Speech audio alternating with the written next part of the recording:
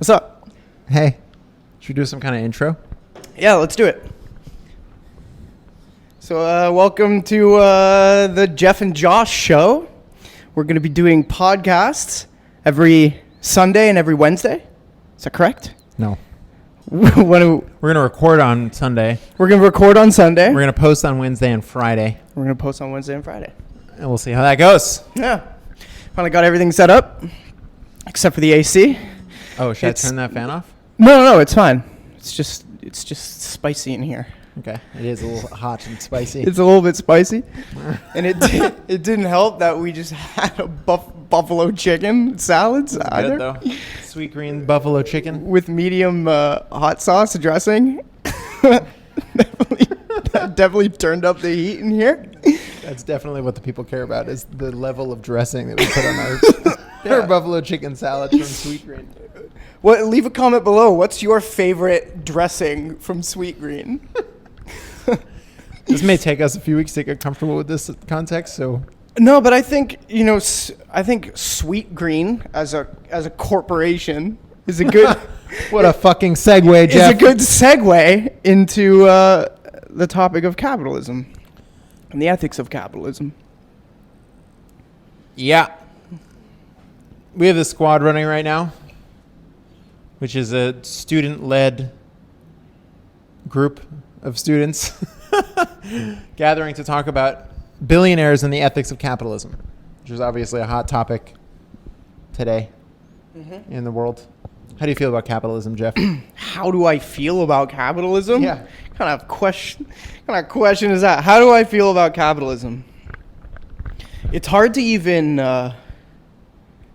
it's hard to even begin because to such a strong degree, like the entire framework of how I think and feel about things, it is framed in the context of capitalism. By capitalism, whether I'm conscious of it or not conscious of it, which is like a scary thought, but it's almost like it's harder to think of things throughout the day that I do that are not capitalistic rather than things that are.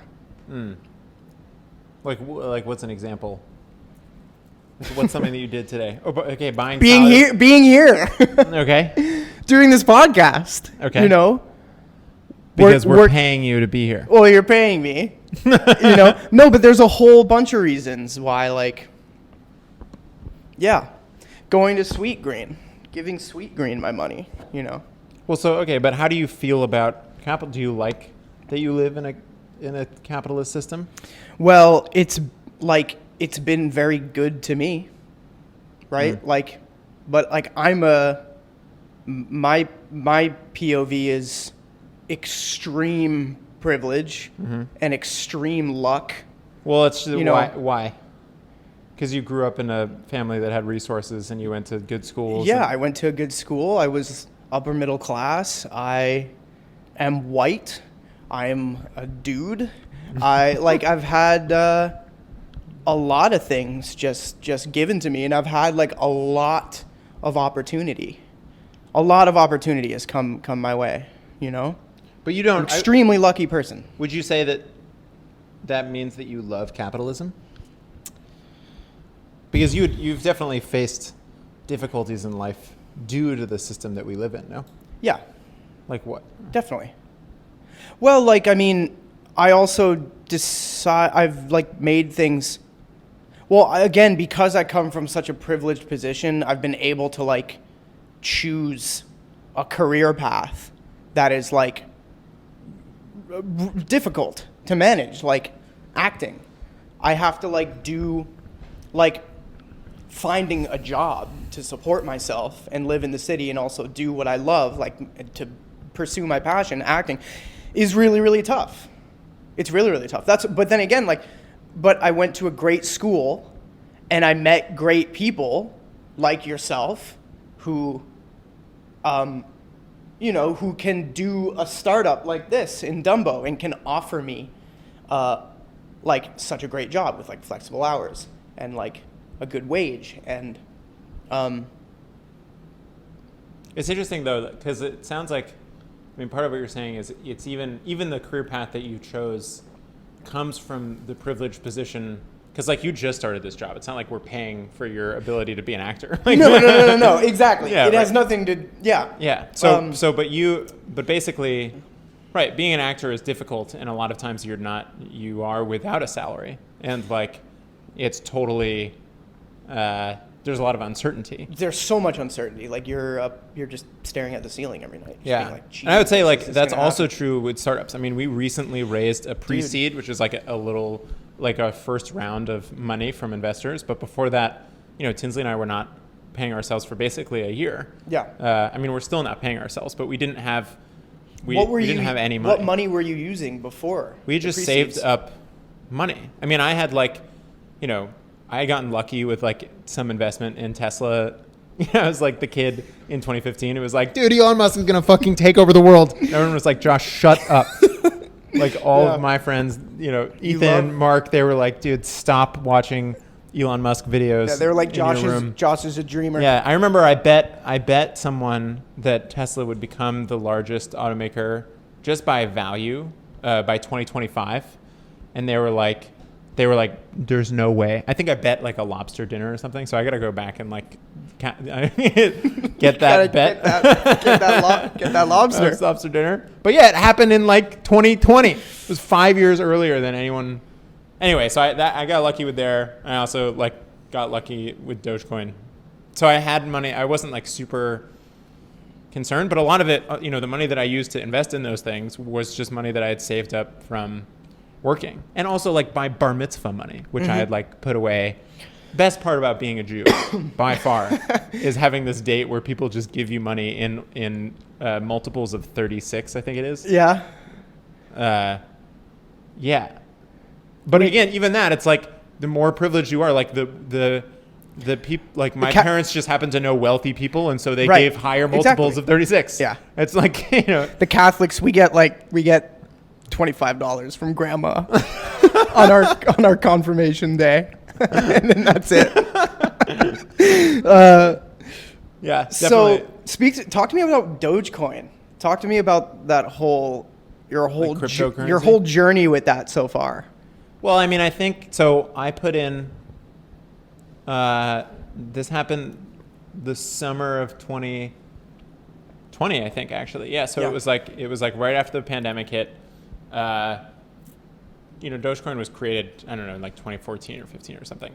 Who created Dogecoin? It was like this guy who worked at IBM and this other guy who works at Adobe, and they just did it as a joke because Bitcoin was like ticking off, and they were like, dude, we should just make a meme out of this whole thing. It was IBM, a guy from IBM. I didn't know that. The guy from IBM like coded it, and the guy from Adobe like helped design it and do the promotion. And yeah, they even sold most of their coins. Like I remember, I think there's a story of one of them selling it to buy like an old car that like kind of sucked. Those guys, yeah. Yeah, and they had a ton of them because it wasn't worth anything. I remember I put like insane. $1,000 in Robinhood into Dogecoin that summer, just as like a YOLO. Actually, right when we were starting Edgi. But we hadn't started it yet, and I had just like left my job. I'd worked for Andrew Yang's presidential campaign, and then worked for Hawkfish, this like political tech company, and then they'd fired everybody, including me. So I was like jobless right after the pandemic hit, just like living with my parents as everybody else was. Wow. Yeah. Decided to start this company while Tinsley was still working, or not even started. We were just like doing some pilots to see if students wanted to do remote learning around interesting topics that they weren't taught in school. It's funny. Just a few weeks ago, I auditioned for a Robinhood commercial. Really? Yeah. That's amazing. Yeah, Robinhood is fantastic. I actually I got into it too. I made $50. I made $50 on GameStop. Dude, nice. That's awesome. I was just too scared. Scared. Yeah, that's the thing. So I put $1,000 in because I was like, it was a ton of money. I was like, wow, this is my parents were like, you're an idiot. That's just like flushing that money down the toilet. And I just let it sit there. Mm-hmm. And then in January, right, of 2021, this past January, it shot up to like $60,000. Yeah, wow. And so I sold it, and I was like, damn. And then it kept going up, and I was like, oh, fuck. And then it went back down again, and so I bought in like half. I put like $30,000 in because I was like, well, if I just netted $29,000, then that's great. So now I don't care about this anymore. It's like half the money, I'm just putting it in. And I haven't sold it yet, but like at its height when Elon Musk was doing his like SNL thing. Before he dressed up as Wario. But at the height, like it peaked during the SNL skit. It was at like $450,000. I don't know what it is now because I don't want to look at it because I don't want to tell it, and it's, you know. Yeah, and then Grimes came in as Princess Peach, and. But what's funny about like me saying that helped me, you know, Tesla and Dogecoin doing well, like not pay myself and do this. It's like I haven't actually made that, like that money is tied into Dogecoin. Like I haven't sold it. It's just knowing that it's there makes me more comfortable taking more risks, which I think is relevant. Yeah. It's not like, you know, yeah, there's a mentality difference, which I think feeds into this problem with capitalism, where you, like, capitalism only works when people take risks, right? Because it like creates innovation and it moves the economy forward. But most people, the vast majority of people, don't have the security, don't have aren't in the mental state to be taking those risks. And that's actually where I think the government should help. Like if the government was able to provide some kind of safety net enough that people really felt like empowered to take risks or start more businesses or like be entrepreneurs or like do what they love, what like kind acting. What would a safety net look like? What does that mean? That's the question that I think divides like all of our political conversations, is really like, how much should the government do? What does that safety net look like in a way that doesn't disincentivize people from working, but also, you know, provides enough security that people can take risks? That seems like it's the central question. It's really complicated. I think, you know, it's easy to say, it's easy to like demonize different political parties, like, oh, they're just stupid. Obviously the government should do X. Like obviously the government shouldn't do X, but it's just more complicated than that. Yeah. We were talking about what the government should control and fund and what like they shouldn't fund. Remember we were talking about the MTA? Oh, yeah. Well, so this is the basic difference between capitalism and socialism that I think people get confused about. Like, I think people get really confused about it. Yeah, capitalism is just, we actually made a video about this, and some of the comments were like, dude, capitalism isn't just when like private industry does anything, or like socialism isn't just when the government does something. And the reality is like, you know, democratic socialism, or like, you know, the process of the government managing something, creating public roads that you don't have to pay a toll, is actually socialism, because in some ways we own the government by paying taxes, we fund them, and then through the democratic process we elect officials to make decisions on what to do with our collective pooled resources, which is really what like socialism is fundamentally. Capitalism is like private industry, like the public does not own the things. It's like instantiations of capitalism is like, you know, like private roads where you pay tolls is capitalism, is like, and the MTA is a great example, right? The MTA, I don't actually know, is the MTA a non-profit? I don't know this.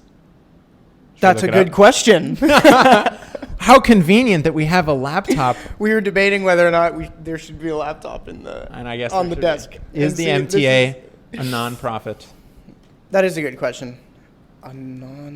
Because the question is like, if a company like Amazon took over the MTA, would it be better, right? MTA is the public transportation system in New York City. It's a public benefit corporation. Oh, so it is. So a public benefit corporation is a for-profit company that just has this insignia that says that they want to do good for the public interest. But that's really interesting. So it is actually a private company. It's a government chartered corporation. Yeah. Oh, so I don't know what that means. Yeah, like what?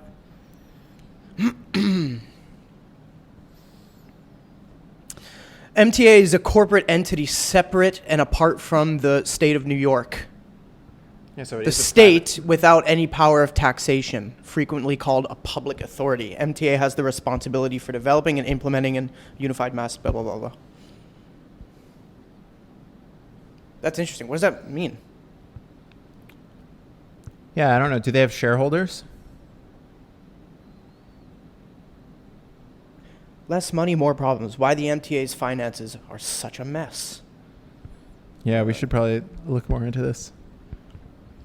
Yeah, it's interesting. Because private companies they're responsible for shareholders. You can buy stock or equity in them. Is it a publicly traded company? You could probably just... Yep.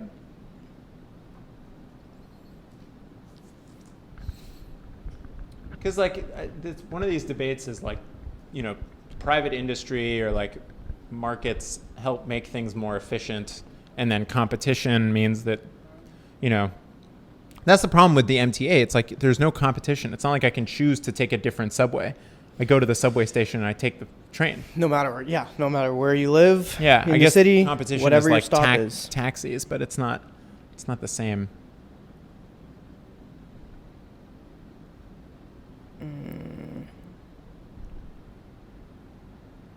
I kind of wish they created edible foam to put on microphones so you could just just nibble while you're... Just nibble the foam and then just replace it. Yeah.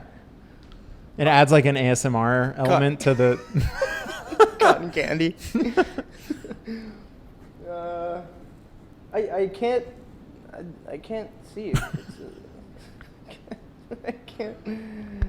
Anyway. All right. Do you think there should be billionaires? Oh, that's such a hard question. Do you think there should be billionaires? Well, how could there, what would a world look like in which, there couldn't be billionaires? Yeah, so let's say... I don't even know how to answer that question. Well, let's just take a hypothetical. Like, literally, you can make a certain amount of money, but there's a progressive tax. So as you make more and more money, your net worth is capped. It seems kind of silly to cap it at $999 billion. Yeah, right? Or $999 million. If you make one more cent, and then do you tax them 1 cent? Do you just knock them down to 999,999,999? 0.99999. Let's just say the cap is 100 million. Let's say that the net worth cap is $100 million, right? Mm-hmm. As soon as you reach, you get past that point, you just start taxing more, so that they can't. Yeah, your net worth literally can't. Well, I'm gonna say yes to that, right? Because of who I am and how much money I make and my situation. So I'm gonna say yes if I'm asked that question. Mm-hmm. What about you? Well, it depends. I definitely think that there should be more tax on wealthy people. Yeah. But the complication comes from people who have that much wealth do not make it in income. So if it was as easy as everybody only made money with income, not property, not crypto, not stocks or equity or anything else like that, then it would be easy. Then you'd say if someone makes over, $15 million a year, then you just tax that annual income. But that's not how that works. So Jeff Bezos or Elon Musk are billionaires only because the equity that they have in their respective companies is worth a certain amount on the stock market. It's not like they're sitting, this is a common misconception. It's not like Elon Musk is sitting on $200 billion in cash. No. Which would be crazy. Mm-hmm. That would be having that much money in liquid cash is not feasible. It's that's what his net worth is if he decided to sell all of his shares in Tesla on the public market at its current stock price. Yeah. But of course you can't even do that, because if he tried to do that, as soon as he started, the stock price would go down, especially because he's the CEO. Yeah, because they'd be what the hell is going? Yeah, why is Elon Musk selling all of his shares in Tesla? And then the stock would plummet, and so he wouldn't be able to liquefy that much. No. And because it's tied up in that stock, how do you tax it? The money isn't real. And in a lot of ways, the money, that net worth, $200 billion of that net worth is only real if everybody wants to pay Elon Musk that amount for those stock, for that equity. But how else can you tax? Also, too, if the money isn't real, how do you tax? So how do you even you get it? How do you prevent billionaires? Yeah. How is that even possible? Right. I like the idea, but the government would just have to get its shit together for this. But I like the idea that every company that started, I don't know, I'm Every just pulling this company out that of, started? I'm just pulling this out of my ass, and it's also because I'm starting a startup and I'd like support. But if the government got its shit together and was like, gave a bunch of support for startups, like offered low interest loans so that we, startups could borrow money if they're going to hire more people, or like created boot camps instead of having all these Silicon Valley boot camps or accelerators, like the government actually helped you learn how to start a business and create a startup. But in return, the government got like 10% of the companies. And all of that was pooled into a massive like government fund.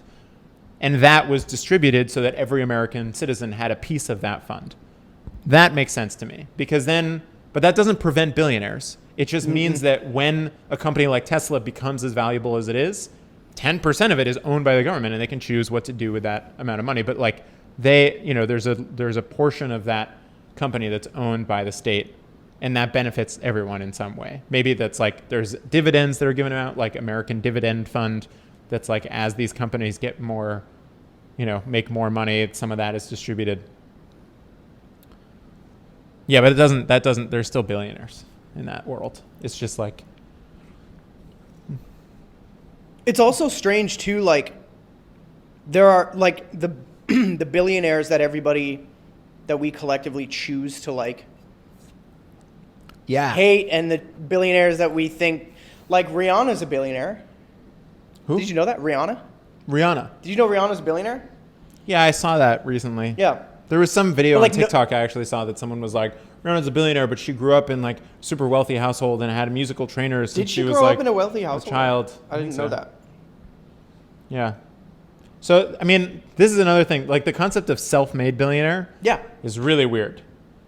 Because like, I mean, this relates to the whole conversation of free will, like this philosophical conversation about whether you actually have agency in your life. But, True. when you grow up in like a, like Snapchat CEO Evan Spiegel grew up in an incredibly wealthy household and like had a bunch of connections, and that was probably made it easier for him to raise money. Oh yeah. That doesn't mean that it's not cool that he still created Snapchat. But the idea of like a self-made billionaire is a little weird. Mm-hmm. It's like that way with a lot of filmmakers too. Like a lot of the big filmmakers right now were in the industry, like, or their parents were in the industry. Yeah. They had a huge leg up. Right. A lot of actors too. Yeah. Tony Stark. What's his name? Yeah. Robert Downey Jr. Robert Downey Jr. Yeah. Love Robert Downey Jr. Yeah, he's great. And yet his dad wasn't his dad like a director? Yeah. He directed Putney Swope and a bunch of great movies. Yeah. I mean, it's tricky, right? Because you don't want to say, like, Robert Downey Jr. clearly has talent and skill and, like, has done well in his life and had to battle alcoholism and drug abuse. Made an immense comeback. Yeah. Like, major comeback. So you don't want to, you don't want to diminish that. No. But to say he's totally self-made, it's not like, the rag to riches. It contributes to this, like, American dream narrative that I think is problematic. Like, you can, you pull yourself up from your bootstraps. And you can become a billionaire. Yeah, it's just that could be true in a country where we helped support people at the bottom, or like I don't know. It's hard. It's a very very tricky topic. I think the other thing that irritates me sometimes about this is that the public discourse, we don't put enough spotlight on like people in finance.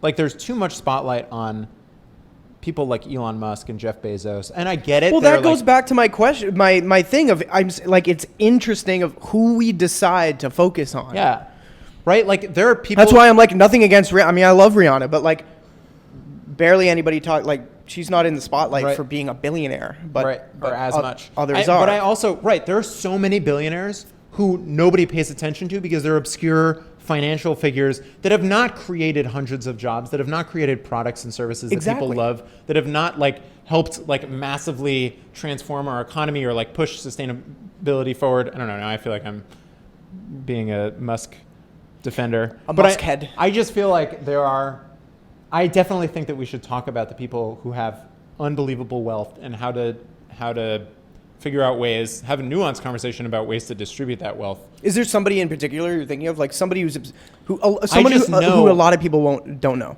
or won't know, who doesn't provide a lot of jobs? Who's the CEO of BlackRock or TPG or any of the people that we talked about for like the mobile homes thing? Yeah, exactly. Right? There are these hedge funds that are literally buying the land. There's a video that we almost made. Yeah. We almost might still make. Might still be made. We'll see. I mean, there's a great John Oliver episode about this that's like how these hedge funds are using Fannie Mae loans, which are loans designed for people, government-backed loans that are designed for people who can't afford housing, to buy land underneath mobile homes and increase rent and like offer predatory loans to people who need to be in mobile homes. And because it's a cash cow, it's a great way for them to make money. And it's evil. It's like truly an evil thing to do. And yet who talks about nobody, the heads of these fucking massive banks and hedge funds? Like, it's ridiculous. So why don't people talk about them, but we talk about Elon Musk? Because Elon Musk is building he's like, it's started literally 5 companies, and Tesla is the thing that everybody knows, and he's on SNL. It's not like the CEO of BlackRock is never going to go on fucking SNL and like make a fool of himself. Imagine though. And they don't tweet. They're not on Twitter. They're just not public figures, and they don't want to be, because the scrutiny would be like, "What the fuck are you doing?" like the heinousness of their actions are like so abhorrent that they could not be on any sort of like and public I don't stage. Say like all of finance is terrible, because money makes the world go round, and it's good that people think about how to just I don't know. I mean, I have people in finance like Ben Oxnard. I have friends who are like doing that, are in like private equity or whatever, and they're not bad people.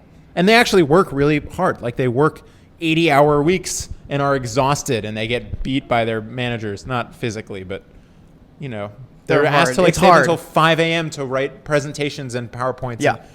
And it contributes to them feeling like they deserve the massive wealth that they accumulate by working in these jobs. That's the thing too, that like it's like an entitlement thing, like that you forget your privilege, you forget what was handed to you from the point that you start working really, really, really, really hard, like you get jaded, you forget.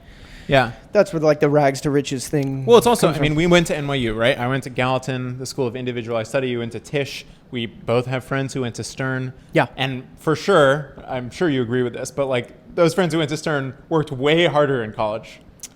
Hey, man. Well, yes, in a different way. In a different way. Yeah. That's fair. Do you feel like you worked hard or that you didn't? No, I worked really hard, especially like senior year when I did this project that turned into this, which was like redesigning the school. I think worked 24/7, but it was fun. It was like my own thing. It was creative. Yeah. We like did architectural designs and curriculum designs and Photoshop things. And I don't think it doesn't mean you didn't work hard. I think it's great. I think you probably did. It just didn't. Maybe it didn't feel like work. I would have killed myself if I was in. Maybe I shouldn't say that, but like. But no, I get what people do. I get what you're saying, but like they, I think for that maybe it feels because that's not what you want to do, right? That's why it would feel like work. Anybody in Stern like loves doing discount cash flows and like, I don't know. Maybe they do. I just remember Ben Oxnard, right? This friend of mine who I roomed with freshman year randomly in Third North. I remember. Shout out to Third North. Bless. I remember him just having to cram every day. Like, he was on the volleyball team. He was like, tried to get good grades in Stern. It was competitive as hell. And they had like, everything was graded on a curve, and he had to memorize all of these like mathematical formulas to do evaluations. It's tough. It's hard. Yeah. And you do it because of this reward of like making a lot of money. And then you get a good job in banking. And then you still have to put in like literally 80 or 90 hour weeks, doing these grueling, like mundane PowerPoint presentations or research.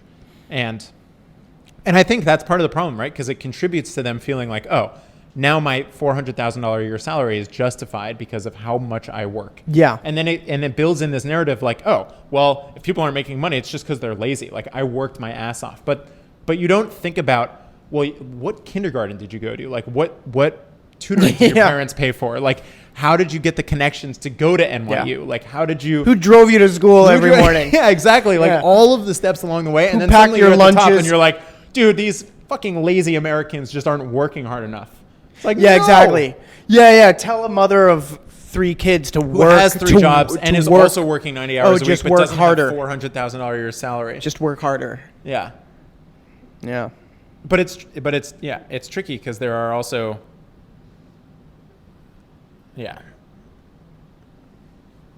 I mean, there are also people who just like put $1,000 into Dogecoin and then suddenly they're freaking millionaire. It's also like, and if the maybe it's like that economic incentive or that like if people who go into finance, if the money really is worth it so much that they're going to put themselves through this grueling,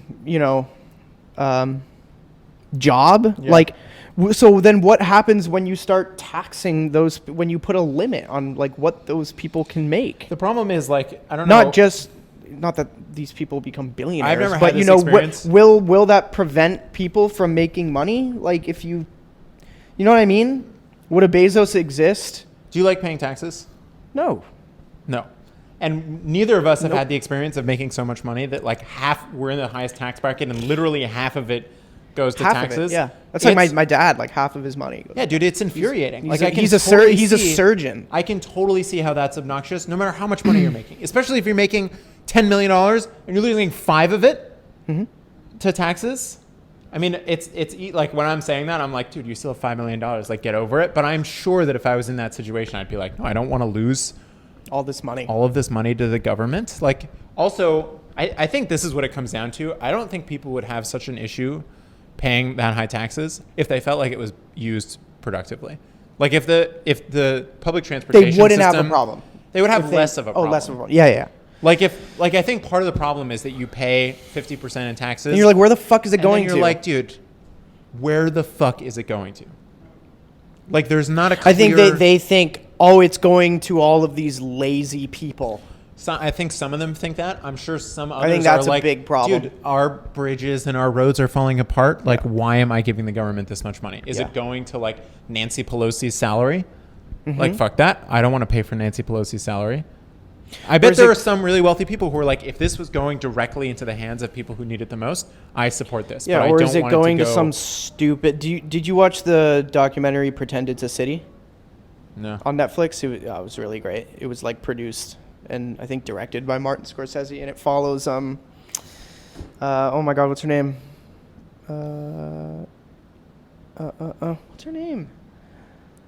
Anyway, it's not important. She talks Fran Leibowitz, that's her name. Yeah. And she like there's this whole segment about how outraged she is about like the MTA and how all this money went to like putting mosaics on the wall, but yet like there's still like piss and uncomfortable seats and like heroin all over the ground and rats and Cheetos and like I think like obviously. So one of the things that we encourage students to talk about in our programs is in the Billionaires and the Ethics of Capitalism is like, what should be owned by the government? Like, what are things that should be managed by the government? And what are things that are better managed by private industry? So like public parks. Right? Public parks are... Am I hitting it? Oh. Yeah. Public parks are obviously something that you don't want controlled by private industry. Like if I had to pay someone to go to Central Park.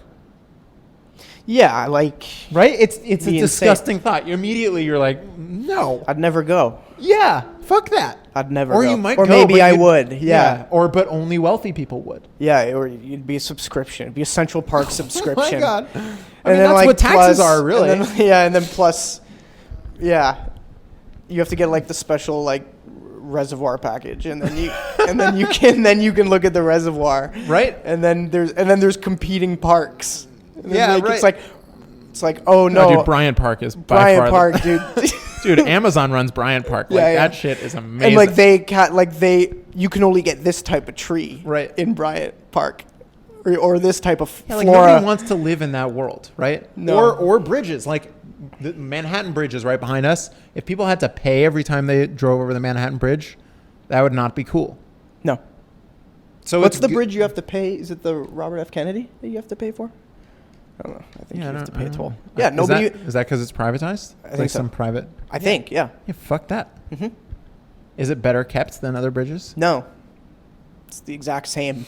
It gets me- because you do the bare minimum gets so it me- doesn't collapse. It gets doesn't me kill across people. the water. Yeah. It gets me to. It gets you to LaGuardia faster, Yeah, That's serves what it its does. Purpose. and there's less traffic. I think the other thing is like, the wealthier you get, the less public infrastructure you tend to use.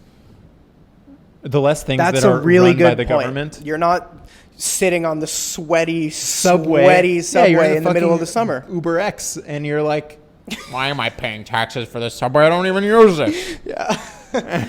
Yeah. Yeah, so it makes That's a good point.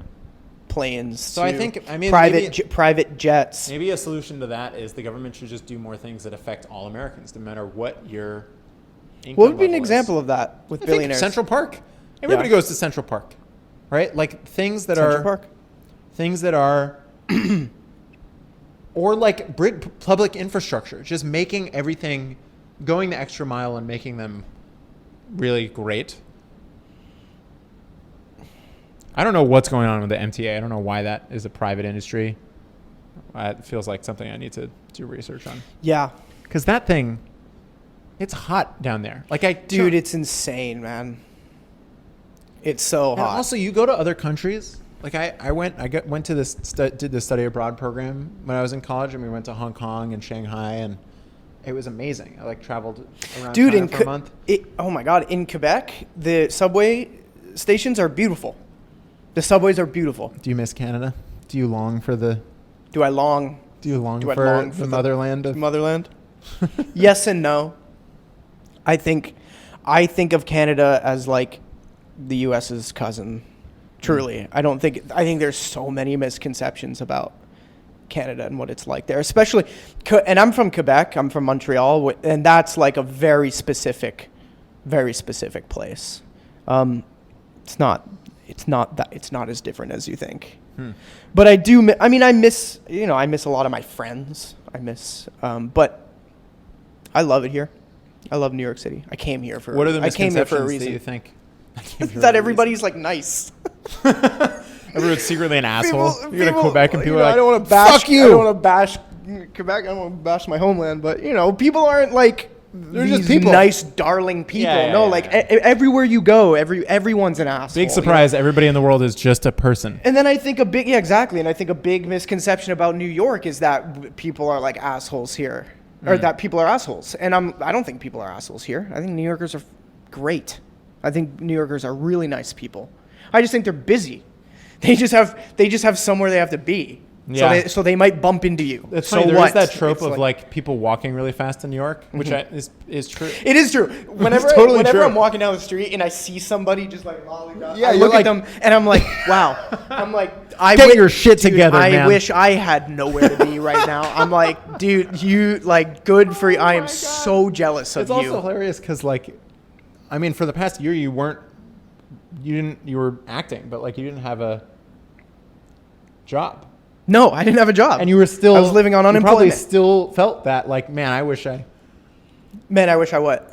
like, looking at people and saying, why are you lollygagging around? Oh yeah, still I'd be walking Right. around my small rural town in Quebec, just being like, what the fuck?